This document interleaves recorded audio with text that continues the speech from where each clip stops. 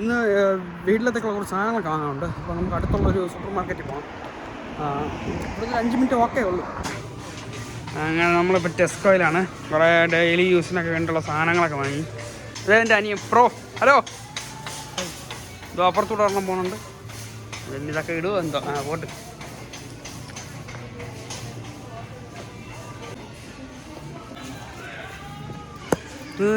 ഇതെങ്ങനെ? എത്ര രൂപ?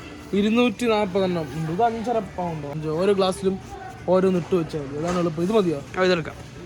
ഇത് നോക്ക് 210 ടീ ബാഗ് 549.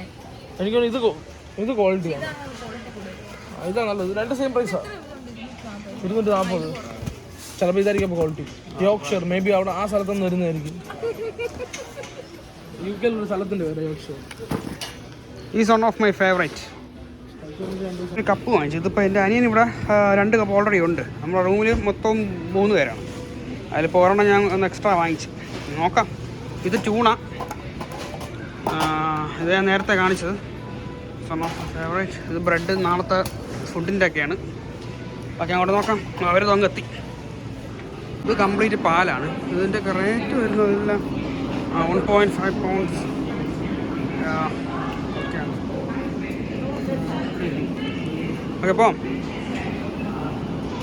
ഈ സ്ഥലം ഗ്യാൻസിലാണ്. ഇൽഫോർഡാണ് സ്ഥലം. ഇതുപോലത്തെ ചില വീടുകളൊക്കെ നന്നായിട്ട് ക്ലീനാക്കി കിട്ടും. ഇതൊക്കെ അടിപൊളിയാണ്. നല്ല വെട്ടി ക്ലീനാക്കി സൂപ്പറായിട്ട്. പിന്നെ ഇതാണ് ഓയിസ്റ്റർ. ഇവിടുത്തെ ബസ്സും ഇവിടുത്തെ ട്രെയിനിലൊക്കെ കയറണമെങ്കിൽ നമുക്ക് ഈ ഒരു കാർഡുണ്ടെങ്കിൽ കുറച്ചുകൂടെ ബഡ്ജറ്റായിട്ട് നമുക്ക് ചെയ്യാൻ പറ്റും.